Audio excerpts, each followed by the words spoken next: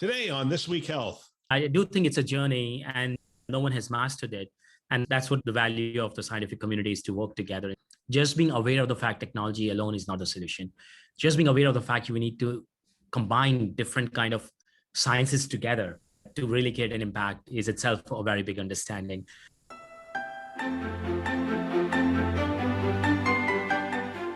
Thanks for joining us on This Week Health Keynote. My name is Bill Russell. I'm a former CIO for a 16-hospital system and creator of This Week Health, a channel dedicated to keeping health IT staff current and engaged. Special thanks to our keynote show sponsors, Sirius Healthcare, VMware, Transcarent, Press Ganey, Semperis, and Veritas for choosing to invest in our mission to develop the next generation of health leaders. All right, today we're joined by Ashish Atreja, Dr. Ashish Atreja, CIO and Chief Digital Health Officer for UC Davis Health. Ashish, welcome to the show. Welcome back to the show. Thank you, Bill. Glad to be here. You have the honor of being the only interview I ever completely screwed up. I actually deleted one of the interviews. Our first interview we did together, I deleted. And as a professional, that's the only time that's ever happened to me. I feel like I should apologize to you every time I have you on the show. It's kind of crazy. Which was the reason it got automatically deleted. Maybe there were things which were told which should not have been told. So it's all good. We have a chance to make it for it. Who knows? Who knows? Well, you were, well, first of all, you were with UC Davis. So tell us about UC Davis Health a little bit. Yeah, so we are one of the 5 health systems in the UC system. And one thing which I did not know, which I actually got to know by the time I was signing my letter, was all the UC system, the UCLA, UCSF, UC San Diego, UC Irvine, and UC Davis. We are one legal entity, as well as with all the UC schools, School of Engineering, Biomedical Engineering, Computer Science, UC Berkeley.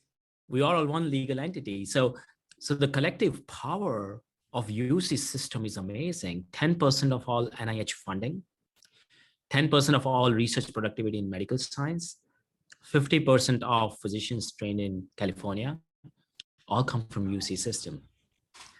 So, and it's a public organization. And I think I always wanted to be part of, I've been very fortunate to be part of medical institutions, Cleveland Clinic, Mount Sinai, where it's health focus. But where we are going is the intersection of healthcare with other technologies. Right. So I think one of the things that really attracted was being part of university, so we can interface in healthcare much more meaningful with all other sciences, social sciences, right? Humanistic sciences, nursing, medical school, computer sciences, engineering, IoT stuff, and really build new things together. So UC Davis, being one of those 5 medical centers and one of the universities based in Sacramento, Davis area. So it's right where the capital of California is. We're 1 hour from the Bay Area, so very close to Silicon Valley in that regard. And it has #1 agriculture college in the country. That's why it's called UC Davis Aggies. A lot of focus on food and medicine. And with me being a gastroenterologist, that's a natural inclination as well. And the academic center covers a very wide 22 counties in California, all the way, if you can look from Pacific Ocean to Utah, from West Coast to Utah, there's no other academic center in that whole wide geographical area. And if you look all the way from San Fran to Portland, from north to south, there's no other academic medical center in that area. So by default, by nature, this wide area, renders it perfect for telehealth and digital health and outreach. Well, I think that's the thing that would surprise people is Sacramento is on the edge of a significant rural population in and across California, even reaching up into Oregon and out across some other states. So you are the academic medical center for a significant portion of at least geography, right? So UCLA is UCLA. I mean, it's Los Angeles. Yeah, I mean, your geography and reach is pretty significant, isn't it? That is correct. And that's why different organizations build different muscle memories, different things capacity. So because of this outreach, not only we are number 3 in diversity in our medical school, very significant. In fact, when I was meeting our medical students.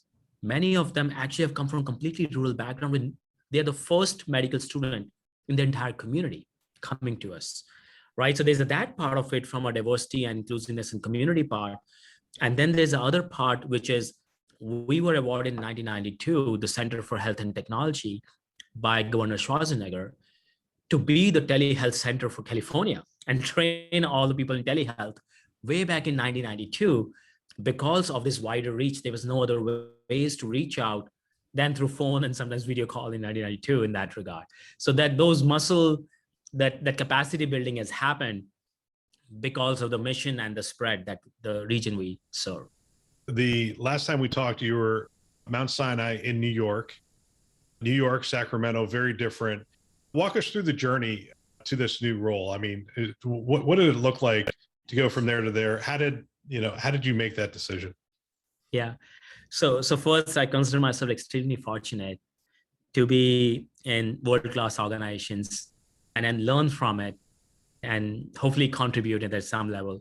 So Cleveland Clinic started my journey in informatics, where I did my informatics, my GI fellowship, as well as my medical residency, and allowed me to learn the structure and the organizational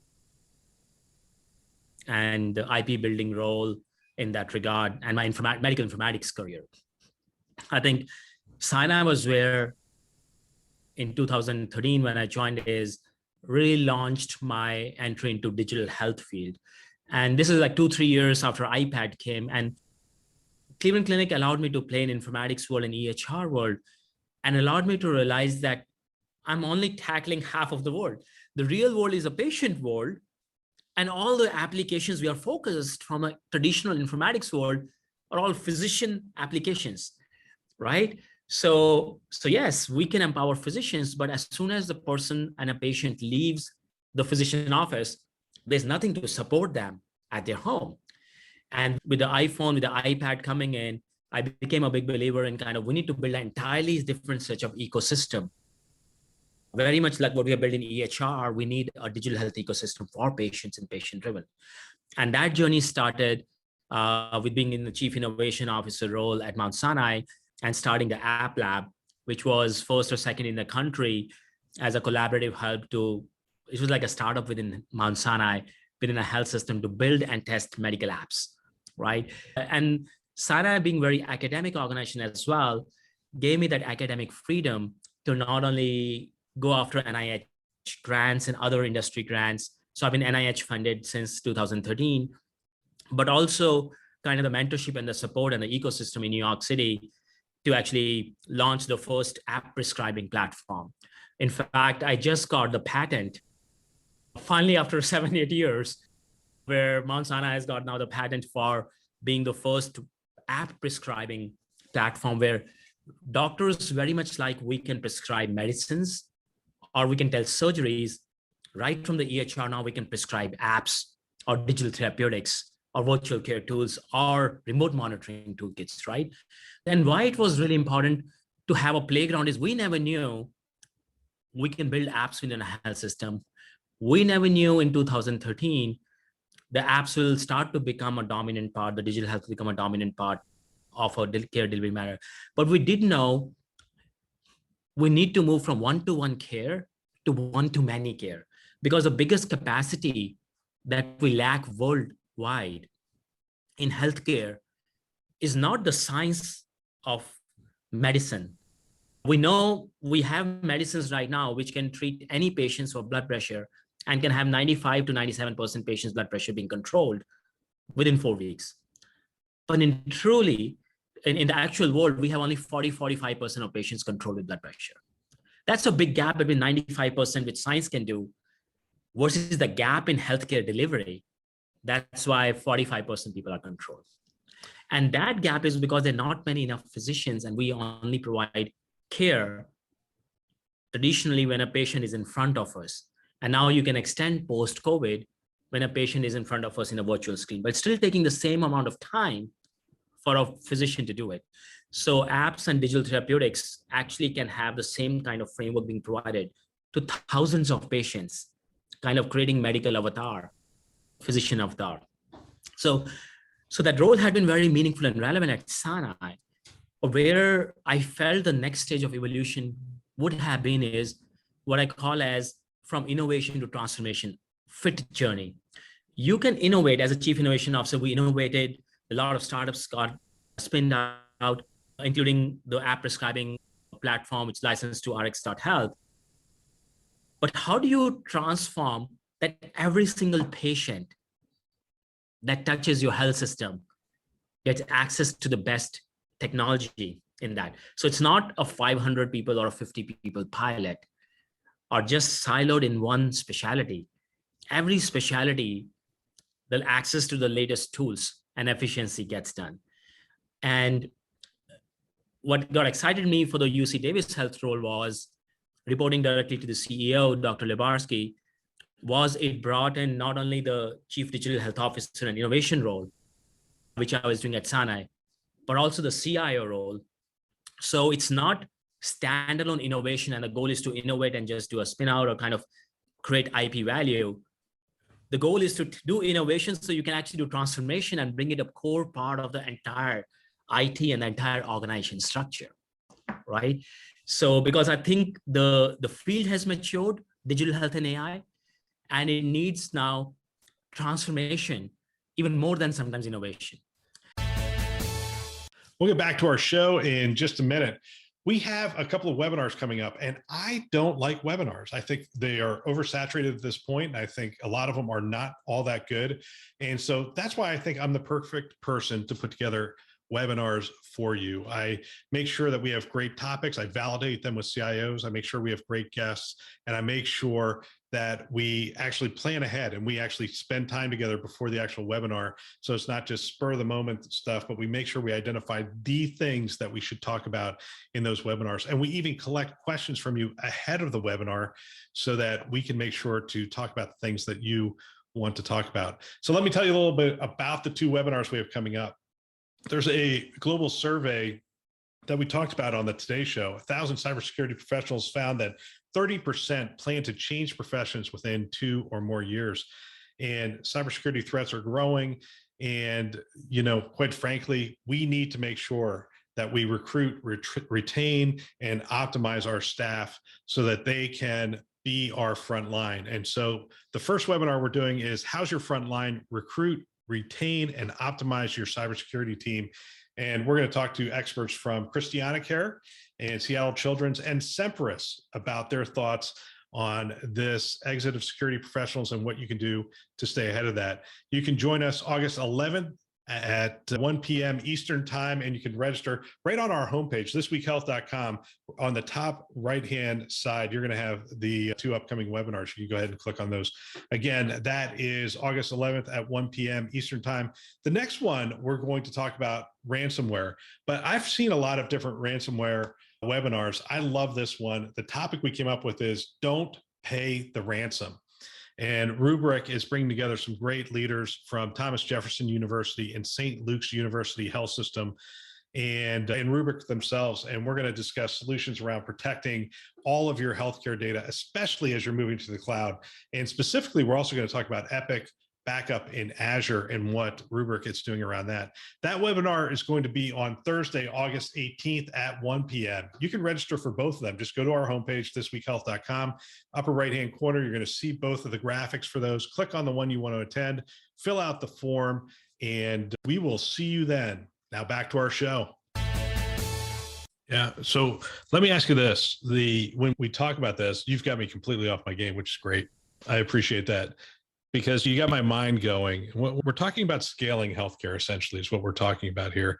And we're trying to create that personal relationship with a multitude of people in our communities, a constant ongoing relationship from the health system and the care providers to just a mass of people. So a lot of times people use this analogy, and actually, I think it's appropriate. Our car has all these sensors. It's reporting back. Somebody's looking at those sensors. They'll know if there's an anomaly. They'll tell us, hey, you should do something. It's an ongoing relationship, and it's passive for the most part. I don't really recognize that my car has that relationship, but when it needs that relationship, I'm glad it's there. I think a lot of people from the patient side are looking for that kind of relationship with a trusted healthcare provider like UC Davis. They're saying, look, I want more, you want more touch points. I want more touch points. I want you to know, do I have a breathing irregularity? I have blood pressure issues? I want you to be looking at that. But what I have found is we need other technologies, because if you just throw all that information in front of a single physician, that you crater that physician.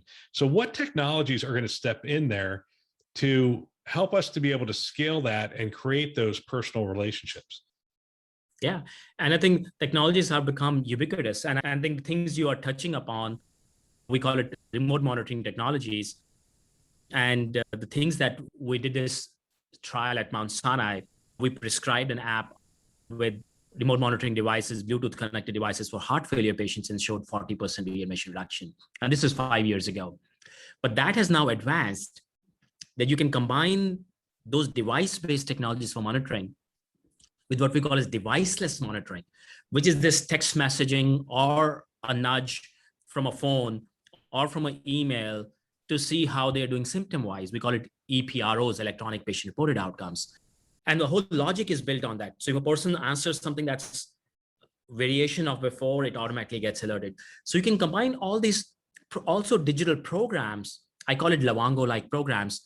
You can now create those programs, and we created around 15 or 20 of the programs by the time I left at Sinai. And now we are trying to do across every specialty at UC Davis.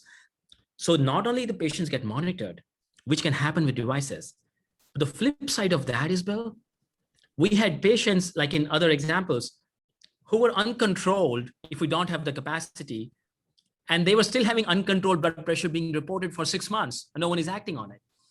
And their behavior is not getting modified, right?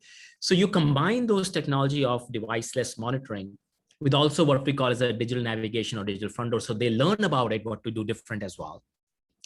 And then if you have those technology layers, right? I'm not gonna say some proprietary names or something of that nature, but then you have a business model, which is now RPM codes. And now beyond RPM codes, now we have remote therapeutic monitoring codes to do deviceless monitoring. So now not only you can actually bring on this technology in a very mature manner with EHR to masses, but you can actually get compensation for the efforts. And the compensation can be so structured the way it is that you can establish a whole team of remote monitoring team, what we call as a digital navigators now. So the doctors can do their job and they manage critical things, but this passive data that's coming sometimes need to be actively handled. You have a central team that's handling that, and then bubbling up to the right physicians for the right decision making. Then we have been now able to scale it, what we call as enterprise-wide. And it's not then dependent on momentum of inertia or sponsorship of one physician or one chair or one specialty. It is now embedded across specialty as a key operation kind of a division role. Yeah, you take us down this road of, I think the category that people are talking about is asynchronous health, right? So it's our asynchronous healthcare. So a lot of it doesn't need to be real time. It doesn't need to be me and you talking or you and me seeing each other. It could just be an inquiry about, hey, I have this, or reporting in, hey, I got up today, I feel a lot better, whatever. But usually it's a prompt from the health system. And we have found that, unbelievable, texting is still the best mechanism for getting feedback from patients. And so this asynchronous model becomes an interesting way to scale. But you took us in a direction, and I'm just going to keep going there, which is behavioral change, right? Yeah. I remember I was having conversations with doctors when I was at St. Joe's, and we were talking about things. And one of the doctors was talking to me. I'm like, what do we really need to do to move the needle? And he said, Bill, at the end of the day, we have to do behavioral change, because the behaviors of the US population is just horrible. And actually that started us on a road of exploring, what does it take to change people's behaviors? And we were looking at prompts and those kind of things. Have you guys explored how to really move a population from a behavioral health, or not behavioral health, from a behavior standpoint in terms of health activities? Yeah, and I'll share the journey. I do think it's a journey, and no one has mastered it. And that's what the value of the scientific community is, to work together in that regard. Just being aware of that gap is a very big thing. Just being aware of the fact technology alone is not the solution. just being aware of the fact we need to combine different kind of sciences together to really create an impact is itself a very big understanding. First of all, I like to second completely. I believe text is the most dominant engaging strategy today that exists and the biggest to bring on digital bridge from a digital divide. So you can have an app, but the first part, easiest to start is a text, right? So we had a lot of success in that. In fact, we actually embedded a whole text layer of building technologies. So most of the things that got prescribed actually came as a text in the first. We launched during COVID in the middle in New York City when the pandemic was really at its worst. We got so many calls of patients. We did not have enough bodies to take the phone calls. We then recruited medical students from Mount Sinai and we ran through the medical students. We still were getting more calls. We then launched a bot, which we prescribed through the EHR to 1 million patients. But the bot, even though it was based on Microsoft Azure bot technology, the engagement for the bot started with a text engine to the patient. They're saying, we care about you, we want to give you, on behalf of Mount Sinai, the most accurate information for COVID. Click here to begin. And it is a deep link. Then we could launch a bot experience, a complete web experience, a complete app experience. And 55,000 people automatically decided to passively monitor themselves over 8 weeks without a single in-person coordinator. And if you had waited for them to come into the portal, into MyChart or whatever you were using at Mount Sinai, that open rate is a lot lower than text. The text open rate has to be just astronomical compared to that. Absolutely. And it is proactive. It is reaching to them, right? And you can create n number of experience, infinitesimal experience using that deep link. You can bring any app, you can bring any bot, you can bring any text message conversation. It's just imagination. So now when you have that toolkit with you of completely infinitesimal design thinking possibility, now you can bring that layer of behavioral modification to it. Because now you're not constrained by a model of one portal where only this thing gets shown. You are bubbling up the most important thing. You want the person to take action right there, right? Yep. So you can get the patient, we call it the next best step. So I did my master's in public health and it was in health behavioral modification. And my master's thesis was medication adherence. And at that time, we did not have digital technology. So I lacked the tools. So we created a framework called Simple Framework for Adherence. But now we have the digital health tools to actually implement that framework. So in a way, if we look at that models, previous models of health behavioral theories, very well validated models across different diseases, there's a very proven model called health belief model, which means I need to believe in it that I'm at risk. And what I'm going to do is going to really benefit me, right? Now, but once I know those, for example, many people with smoking know that they are at risk. They may not understand the magnitude of that, so you can explain them. And they may understand the benefit if they quit sometimes, and we explain them. The third important thing is self-efficacy, that they should believe that they can do it. And that is like for weight loss, right? I know weight loss is good for me. For example, I'm overweight, and I know it's going to be beneficial for me. The side effects are less, but I may not feel competent enough that I have the things to me to actually be able to do that. But if you combine those health belief domains, which start with knowledge first, because if you lack knowledge, you're not going to have those right beliefs.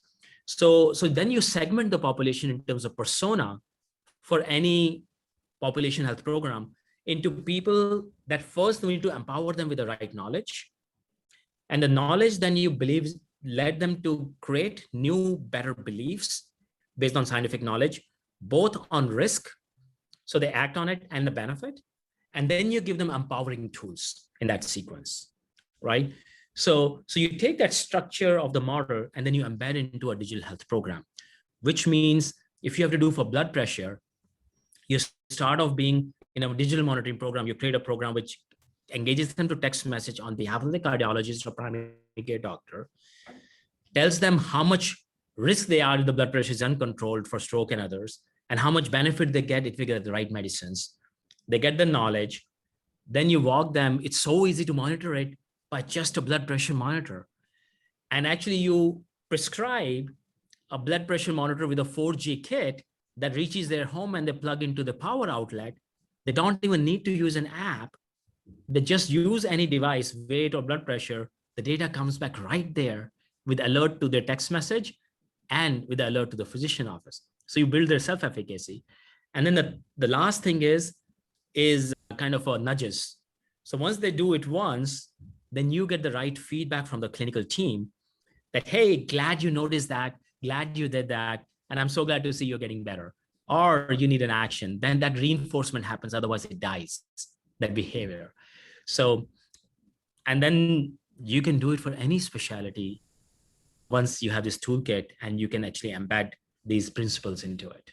It was fascinating. When we went down this road, when I was at St. Joe's, it was interesting because the amount of study that has gone into this is just staggering. And when you talked about personas, and I think when people hear personas, they think of that marketing thing where they come in and give it, here's the 15 personas, but the psychographic profiles are limitless. It's unbelievable. All the different variables they pull together and they say, this person is likely to react to a text message in this way, use this kind of verbiage, use these kind of words. I mean, there's so much study, detailed study and analysis has gone in to how to change behavior.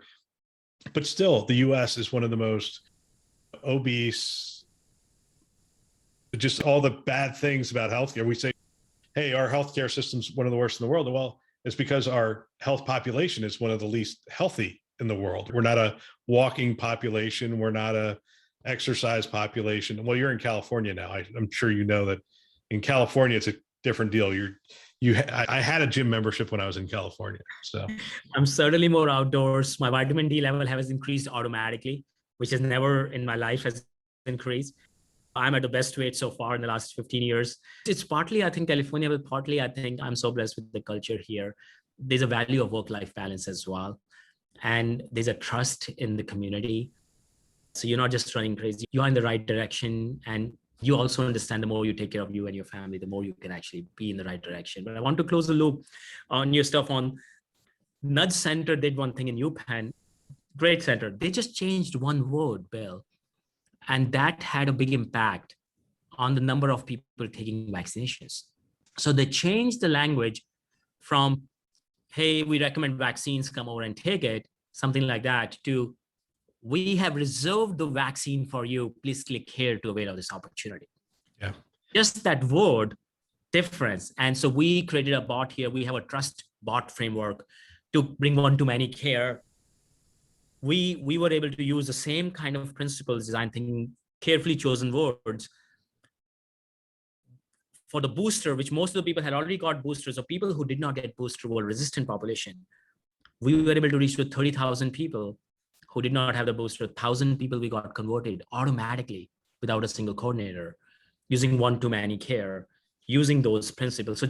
That brings to, in our traditional IT shop, we don't have design thinking people, right? We don't have people who look at words and impact of every single words. So we have to create organizational entities to build those capacities to have those interdisciplinary team of people to be more impactful. But we need at the table. We need Mad Men at the table. We need the old Mad Men show with the guys who created commercials, and they got everybody in the world to smoke. I mean, but they understood behavioral change. They understood the power of words. They understand the context and use of imagery. I mean, that whole marketing and advertising world probably has studied behavioral change more than anybody else and has been effective at it. And to be honest with you, wouldn't be too bad for us to sort of tap into that more and say, all right, let's figure out how to get people. They come out with Got Milk, and all of a sudden the milk sales goes way up. And you're like, absolutely, seriously, 2 words in an ad campaign got it to go there. Can you believe it? It is unbelievable. We have made healthcare boring. And by saying we mean is there's so much we study in our medical school, right? But what we don't study is communication and behavioral science impact, because we just don't have time. We're studying everything else, right? But the visual part would be either we build partnership. So I just became a fellow in our graduate school of management. So kind of now bringing management and marketing principles to us, because what's the value in having technology and having a program if our success rate is 20% adoption. Right. What is having a portal? How can we first close the loop with the portal, get to advanced portals, but can we get in a nudges fashion and the right kind of messaging to actually really get to 95% adoption, right? So there is an increasing understanding. I think sometimes what happens, what I'm realizing is you have to solve one set of problems to have your horizon being expanded to now we need to go interdisciplinary. I felt we need to go through the COVID part to learn the value of virtual care and digital health, and that, hey, technology, we can seamlessly integrate. Now we can say, hey, now we can seamlessly integrate technology. How can we make it most impactful across the board? So now we can put our efforts more on, we don't know this is possible too. This is possible. Let's now work on embedding behavioral science, marketing science, and other things to make it much more impactful. So you made the move from Mount Sinai, New York City, and you can't see rural anywhere from where Mount Sinai is. I mean, you'd have to drive pretty far out of the city if you had a car. It's in the heart of the city. Now you're in this place, and you may not have had enough time to really make this transition, but rural healthcare is, some would say it's in crisis right now. We came through the pandemic. We don't have enough providers out in those locations. They're not funded well enough. You have access issues. Even some of the technology doesn't reach out there as well as it could. Have you gotten a chance to really delve into rural healthcare yet, or is that an area you're exploring at this point? Very much so. I would say nowhere I'm an expert, but we have great champions here who've been doing rural health and engaging for many years. So I've been able to build partnerships and actually do initiatives with them. Sergio from UC Davis Health has been a champion. And in fact, he had a big program where he already had grant funded to actually impact rural healthcare in migrant farm workers. And we just got an earmark on digital health equity. We got $1.7 million to actually expand framework of our express care and real-time virtual care and subspecialty access to federally qualified health centers and to community hospitals in rural California. So they are able to get access to subspecialists, which they may not have, or access to express care if they don't have their own primary care doctor in that regard. So a lot of the stuff we have built during COVID, UC Davis, for us, and we have express care where we can bring on a physician within 5 minutes from emergency medicine and now expand to family care. We've been providing for our own population. Now we are saying how we kind of partner with federally qualified health centers and with other community hospitals. We have a big partnership with Adventist Health in the community as well to actually create a common technology layer and solve that access issue. Now, some of the issues like insurance gaps and others are solved through grants or some funding. We cannot have that macro impact just from that. But access issue, we've started taking stab at that and addressing that. The other part which has been helping is learning from our medical students. Many of us who actually come from the communities, and many of them actually go back to the community. And being trained here, we develop a kind of a network effect with them, and they provide a guiding force on how to be a great, learn about the needs of the community. I still believe it's a journey. I do believe COVID helped a lot because if you are a physician trained in UC Davis, for example, you can serve anywhere across California in telemedicine, right? So this access capacity, wherever that exists, we are now doing at UC Davis. But I think the real thing would be, we also work with the California Medicare Foundation and California Public Health Foundation. So if we can create a network effect, and that's what we are hoping is we do at UC Davis, but then we bring other UCs together. The other UCs are doing it, they bring us together. At least we have 5 health systems in different areas of California with subspecialty access being part of the same network. And then we even open it up completely to FQHCs and community health systems. And you start kind of solving more challenges that way. Yeah, we did a telestroke program with some of our more rural locations. It was really effective. there are situations where every minute really counts, and getting access to the specialists is so important. So what direction do I want to go here? We have about a couple minutes left. We have about 5 or 6 minutes left. What are some of the top challenges facing healthcare in your geography right now? So we went through clinical strategy planning, which came with Tomorrow's Healthcare Today. And we have put Digital Davis as a catalyst for that. So from my side, what's been tasked to me is to help make UC Davis and work with other UCs to help systems become digital and data first organization. But a big part of that, one of the bigger challenges that has come to us is our limited capacity for hospitalization. Our beds are 97% full. We don't have any capacity if any peak pandemic comes or anything comes. So one of the biggest strategic initiatives we are doing is what we call as care. I would say it's an extension of hospital home and much more bigger. It's not just take a hospitalized patients and just bring that there. It's actually bridge the gap between exactly, Bill, like you mentioned, remote monitoring, deviceless and device monitoring with behavioral modification, with ED to home, with hospital to home, right? So cutting across ambulatory, nursing home, acute care, post-acute care, all, but under a common technology fabric.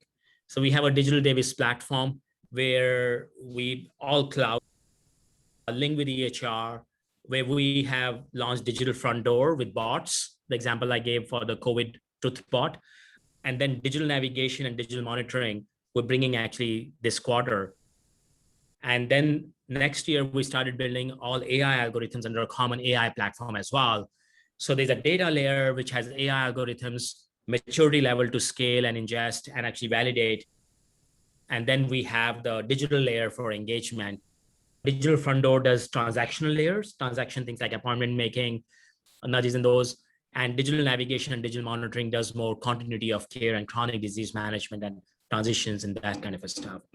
So these are 3, I would say, technology stacks, but the goal is really to decompress the hospital and to be able to, we are not able to handle 60, 70 new patients who want to get admitted to us every day because of our lack of capacity. And the new hospital we are building, New California Tower, will take 5, 6 years. So, but one of the very interesting things that has happened within that build is we have started positioning IT as a cost center to a revenue generating center, right? So if we create this virtual or this bed at home, it's basically virtual and all the digital technologies, we are able to provide care. Suddenly we are actually enhancing the revenue of the hospital through this. So our positioning is mostly, we call it open innovation, working with other health systems and health plans, but also open innovation, working with chief medical officer, chief operating officer, chief strategy officer internally to actually, we become one. IT is not a separate entity, do this as a cost center. We are actually creating a revenue generation opportunity for the entire hospital. So my 5-year vision, which is now 4-year, considering it's been 1 year here, is to actually convert our entire budget to a revenue generation budget. So people and IT becomes the most strategic. People started looking at IT very strategically as changing the bottom line of an organization, not as something where cost is going. Right. No, that makes perfect sense. It's interesting when you say that, because when innovators go after something, they essentially look at it and say, okay, here's what we're going to do. UC Davis, we're going to be able to see 10 times the number of patients we're seeing today, and we're going to increase our capacity for beds by 10 times in the next 5 years. And everyone in the room goes, oh, you're insane. There's no way to do that. We can't build fast enough. And you can't. I had to build buildings in California. I understand what that entails to build those buildings in California. And so you essentially have to think differently. And that's what that is essentially. You're saying, look, what level of acuity can we provide in the home? What kind of tools do we need in the home? We just increased our bed capacity by whatever number of beds are in the community, because we can deliver care where they live and where they're at. And so you increase the capacity almost overnight. Then you have to increase the capacity of the care providers. And that's a little more challenging, but you're an academic medical center, you're making new doctors, and hopefully I would think as we move forward, changing the way we train doctors and how they think and how they're going to practice moving forward. And it's going to be a mix of, I would think, I don't know, digital. I'm leaving the interviewer person and I'm sort of postulating here because I love these conversations with you, but our training has to change in the medical school as well for how they're going to practice medicine going forward. It's really fascinating. Let me close with two goofy questions. Who do you think is the Elon Musk of healthcare today? That's such a great question. I never thought of it before. I can't think of one person, like either in US or globally. I do think there are very big influencers. I would say, like, if we look at digital health, I would say Eric Topol is one of those influential thinkers which has influenced a lot of the thinking and led us to the right place. But I think it's a good thing that there's no one person. First, all of us or many of us can be leaders in redefining different aspects of what we can do better. And then there's a collective wisdom that becomes science.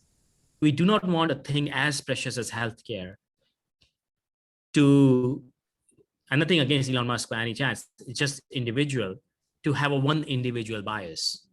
For science to be there, it has to be adopted, mainstream and trusted. And societies have to play a role there. So I think so we need to go from a bias of one to actually the wisdom of many. And I think so that's actually, I think, an asset.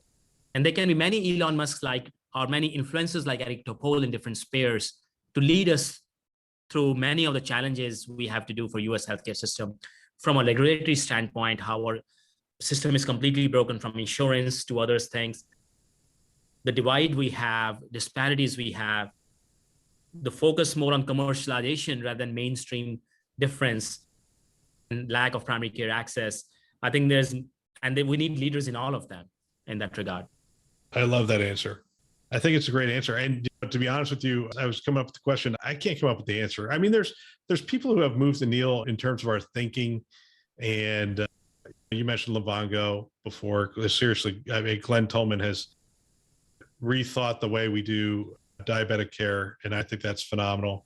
Now we're starting to see the cost of insulin go down, become more of a generic. Then we see that innovation in certain areas, but it's not to the same extent. Elon Musk essentially made space travel commercial, right? I mean, that's unheard of. And he made electric cars cool. I mean, it's like everybody before, I don't know if do you remember, I remember the first electric car I saw. It looked like an AMC Pacer. Do you remember the AMC Pacer? It looked like an AMC Pacer with a bunch of batteries in it. I know. Never got adoption. And what is most interesting is Elon Musk did not start Tesla. Yeah. Tesla was already started. He bought Tesla. And I think that's also, I would say that's transformation part he played. He could spot there was innovation. He could see the value. He doubled down on it, put all his money, which he got from PayPal, into that and grew Tesla to where it is. The Tesla would not have grown. It would never have made a difference. It could have become another of those cars. So there is a lesson to be learned. It's not just innovation. It's a lot of it is transformation and scaling things as well and taking to the next level. And many important lessons to learn. He's actually my role model in many aspects. And also the fact that one person can do it, can change the direction, is empowering for every one of us. I tell that story to my kids. Yeah. Right? In fact, today morning I had a discussion. They were saying, Daddy, oh, there's a company that gets started. I said, see, someone started Amazon. Someone started Tesla. You can start something yourself. This is all human beings, right? And just to tell you the story of one person can do all that is such meaningful and relevant and empowering for all generations, right? Yep, absolutely. Well, I expect someday I'm going to be able to say, I knew the Elon Musk of healthcare, and it's Ashish Atreja, and here's the interview where we talked about it. Hey, Ashish, I want to thank you for your time. I know how busy you are, and I really appreciate you taking the time to stop in and share your wisdom and experience with the community. Thank you very much. Thank you so much, Bill. Always a pleasure talking to you. What a great discussion. If you know someone that might benefit from a channel like this, from these kinds of discussions, go ahead and forward them a note. I know if I were a CIO today, I would have every one of my team members listening to a show like this one. It's conference level value every week. They can subscribe on our website, thisweekhealth.com, or wherever you listen to podcasts, Apple, Google, Overcast, everywhere. Go ahead, subscribe today. Send a note to someone and have them subscribe as well. We want to thank our keynote sponsors who are investing in our mission to develop the next generation of health leaders. Those are Sirius Healthcare, VMware, Transcarent, Press Ganey, Semperis, and Veritas. Thanks for listening. That's all for now.